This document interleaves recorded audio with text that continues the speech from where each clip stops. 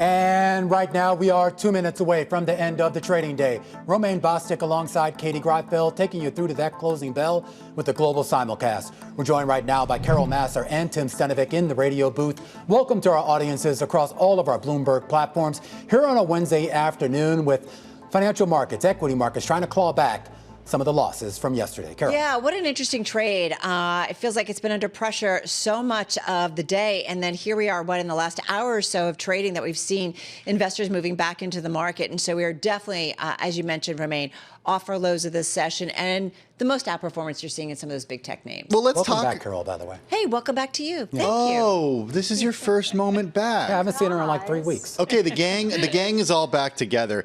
If we take a look at what actually is moving the market higher, you can see the NASDAQ there. It's outperforming the S&P 500 and Katie's favorite, the Dow. Apple and Google alone adding about 30 points to the S&P 500, just those two companies and the surges that we're seeing there. Nothing like a price-weighted index to really tell you the whole story of what's going on in the market. You're talking about the Dow, by the way. I was talking about the S&P yeah. 500 and the well, points. I was talking about the Dow. Okay.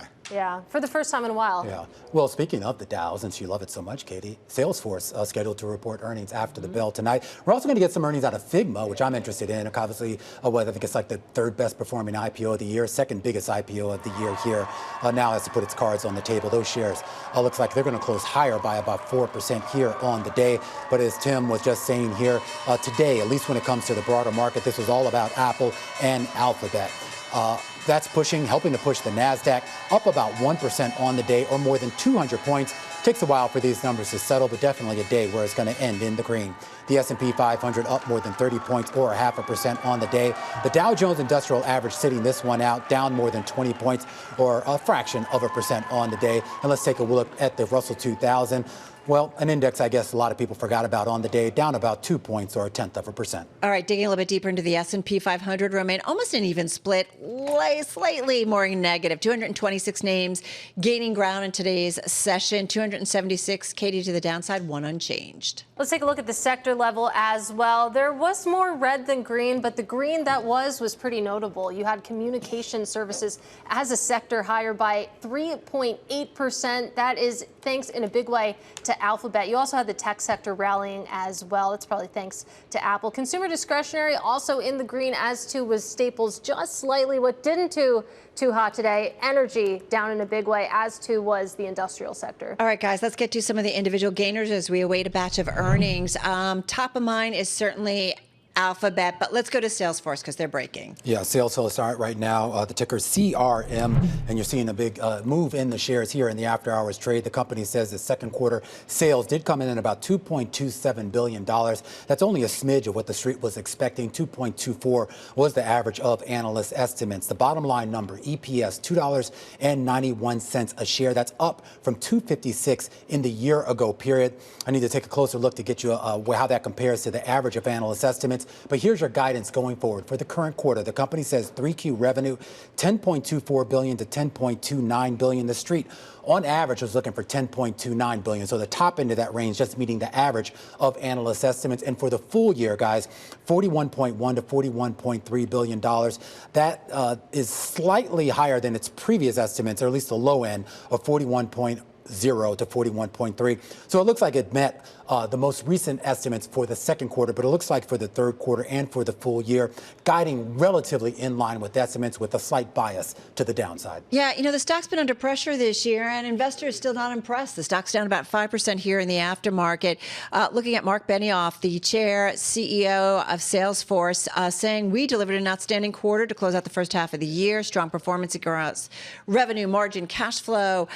He says he remains on track for fiscal 2026 to be a record year with nearly $15 billion in operating cash flow. But, we talked to Anurag Rana, who covers this company for our BI. And he says, part of it is, they kind of need a little bit of a catalyst that a lot of people in terms of their enterprise software spending already have done it. And so maybe it's not until 2026 that we start to see some numbers move in here.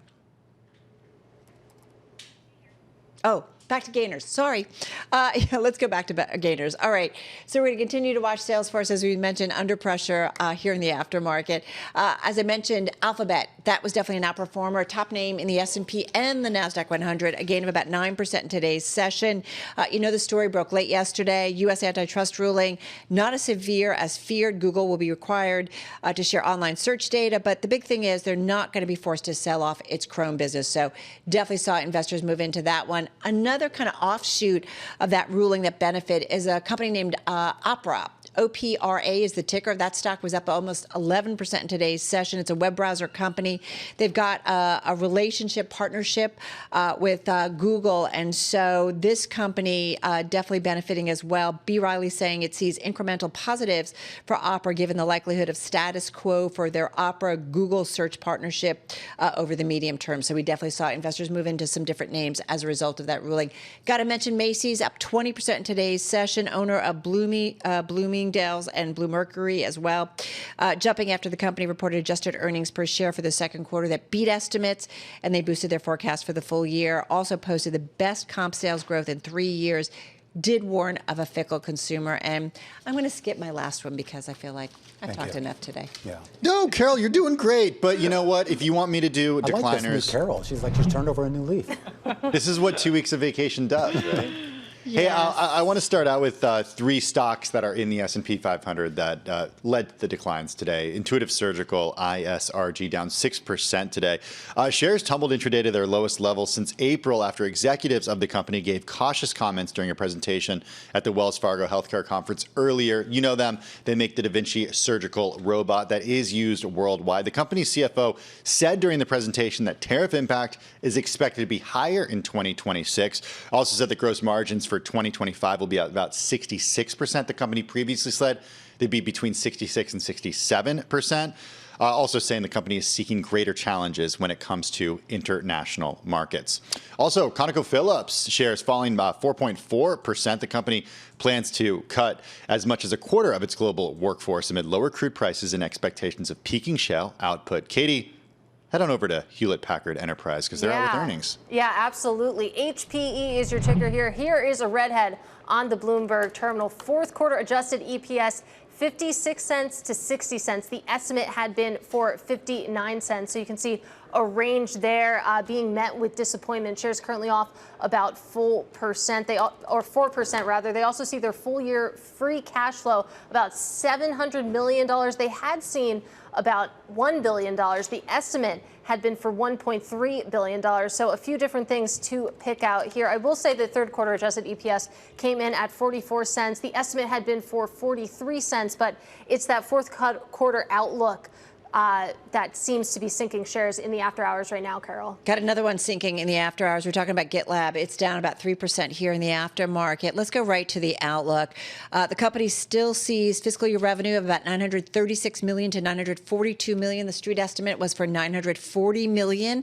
So maybe there's some concerns about a little bit of a wide gap, if you will, and maybe a little bit more to the downside. GitLab sees third quarter revenue of $238 to $239 million. The street estimate is $241.5 million. So that for the third quarter is below what the street's been expecting. And then let's go back to what happened in the second quarter. Second quarter adjusted EPS, 24 cents a share, folks. That's a beat of about 8 cents a share. And then GitLab second quarter revenue, $236 million, also a beat.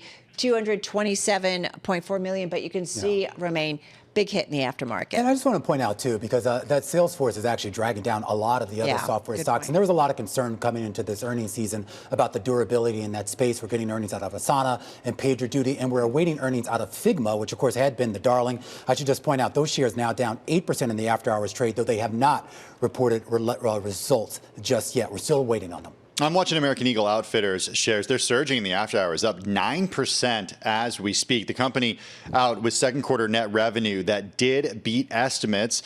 The company also noting that net revenue coming in at $1.28 billion. That was beating estimates of $1.23 billion. Total stores came in above estimates at 1,185. Also some commentary about recent high-profile ad campaigns. Who? Yeah, from American Eagle, the fall season is off to a positive start, fueled by stronger product offerings and the success of recent marketing campaigns with Sydney Sweeney and Travis Kelce. We've seen an uptick in consumer awareness, engagement, and comp sales. It's all about the good genes, right? That's what the ad said. All news is good news. Yeah, I guess so. Shares higher in the after hours. All right, that one's rallying. HPE down about 2%, and I'm looking at Salesforce down about 4.5% here in the aftermarket.